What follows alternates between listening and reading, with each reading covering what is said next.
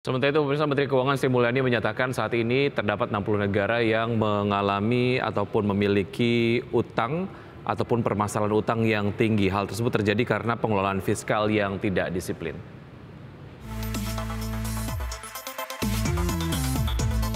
Gejolak global yang berdampak terhadap ketidakpastian perekonomian di dunia membuat banyak negara harus ekstra keras mengontrol keuangan negara, termasuk memaksimalkan sumber pendanaan eksternal, salah satunya dengan berutang. Menteri Keuangan Sri Mulyani mengatakan bahwa saat ini sebanyak 60 negara di dunia mengalami permasalahan utang yang sangat berat. Bahkan negara maju pun dengan jumlah anggaran keuangan yang tinggi juga memiliki permasalahan utang negara yang tinggi. Hal ini terjadi dinilai karena pengelolaan fiskal yang tidak disiplin. Menkyu Sri Mulyani mengungkapkan negara yang mengalami krisis utang diantaranya Italia, Spanyol, Portugal, Inggris, Prancis, Jerman, hingga Yunani.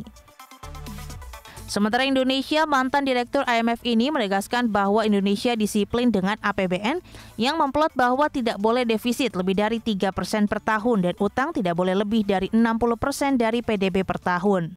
Kayaknya cari kerjaan gampang, ekonominya maju, properti naik semuanya, saham-saham saya naik. Kelihatannya everything is okay, and then suddenly bust, jatuh. Pada saat jatuh, resesi terjadi, orang kehilangan pekerjaan, cari kerjaan susah, yang punya kerjaan kehilangan, kemiskinan naik, pengangguran naik. Siklus ini terjadi di semua negara, maju, miskin, atau negara menengah. APBN sebagai instrumen menjadi cara untuk menstabilkan. Nggak selalu bisa, namun dia memiliki fungsi sebagai counter cyclical. Kalau ekonominya terlalu menderu-deru, maka dia dicoba didinginkan. Kalau ekonominya terlalu turun, amblas, maka dia ditarik ke atas. Dia menggunakan instrumen pajak, penerimaan, maupun belanja dan pembiayaan. Di sisi lain, pemerintah sendiri pernah menetapkan defisit diperlebar boleh di atas 3% dan dibatasi hanya 3 tahun dari 2020.